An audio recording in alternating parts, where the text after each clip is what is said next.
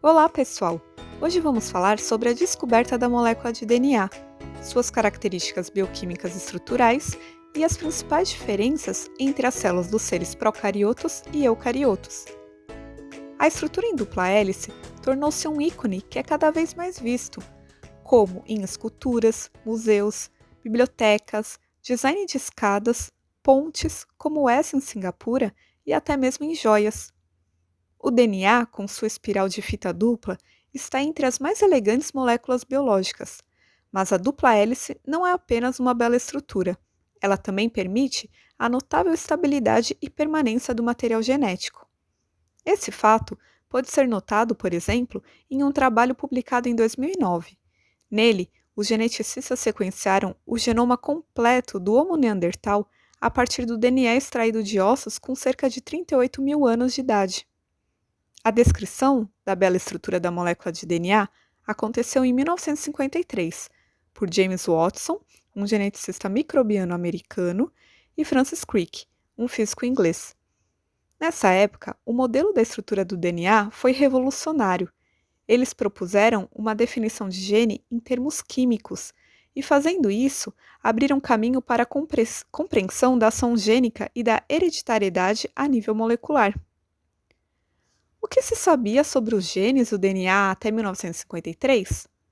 Bom, Watson e Crick se basearam em descobertas anteriores da composição química do DNA e também sobre as proporções de suas bases. Já se sabia que o DNA era o material genético dos seres vivos.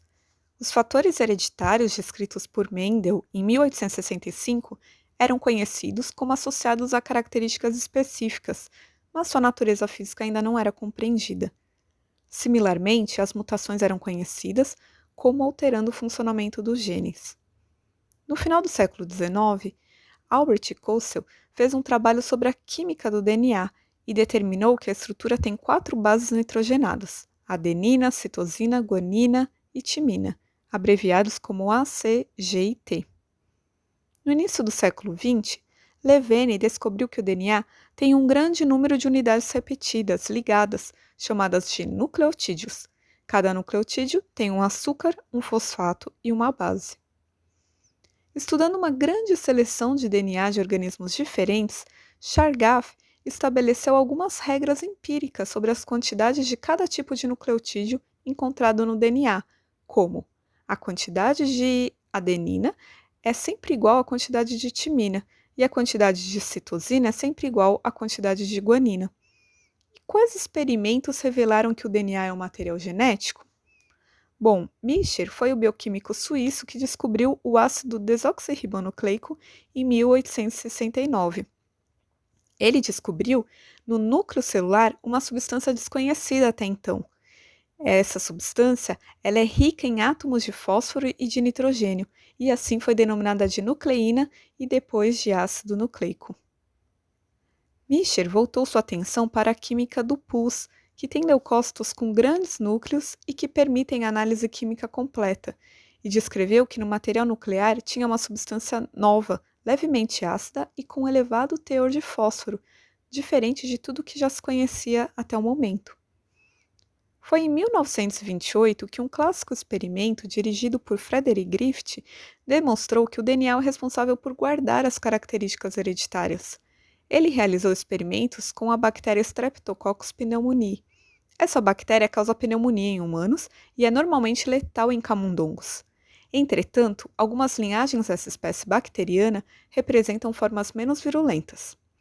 Então, Griffith usou 2 linhagens que são distinguíveis pelo aparecimento de suas colônias quando cultivadas em culturas de laboratórios. Uma linhagem era um tipo virulento mortal para a maioria dos animais de laboratório. Essas células eram encapsuladas em polissacarídeos, dando às células um aspecto liso, chamado de células S. A outra linhagem era um tipo não virulento mutante, que cresce em camundongos, mas não é letal. A capa de polissacarídeo está ausente, dando às colônias um aspecto rugoso, chamada de R. Griffith matou algumas células virulentas por aquecimento. Ele então injetou as células mortas por calor em camundongos. Os camundongos sobreviveram, mostrando que o envoltório das células não causa morte. Entretanto, Os camundongos injetados com uma mistura de células virulentas mortas pelo calor e células vivas não virulentas morreram. Além disso, as células vivas podiam ser recuperadas dos camundongos mortos. Essas células davam colônias lisas e eram virulentas em uma subsequente injeção. De algum modo, os restos celulares das células S aquecidas tinham convertido as células R vivas em células S vivas, fenômeno conhecido como transformação bacteriana. Outros experimentos vieram para confirmar o que Griffiths concluiu: o DNA é o princípio transformante e, consequentemente, é o material responsável pela herdabilidade das características hereditárias. Como vimos, antes da descoberta de Watson e Crick, boa parte da química básica do DNA já havia sido determinada, e isso também aconteceu com o conhecimento sobre a estrutura tridimensional do DNA, que era estudada a partir de uma técnica chamada de difração por raio-x. Rosalind Franklin estudava uma estrutura tridimensional do DNA no laboratório de Maurice Wilkins. Os dados de raio-x mostravam que a molécula é helicoidal.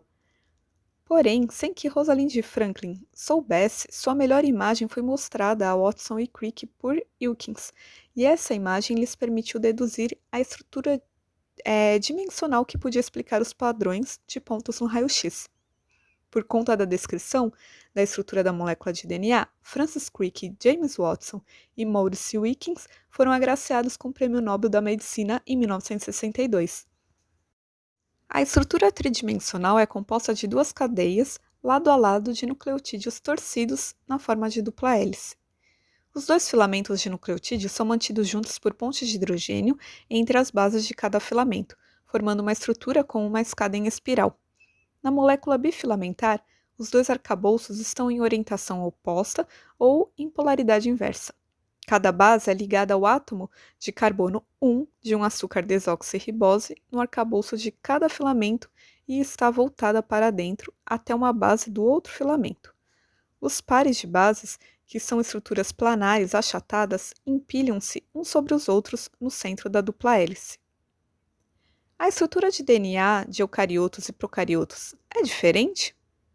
Bom, os organismos procariotos e eucariotos apresentam a mesma estrutura de DNA, porém a forma de organização desse material genético é diferente.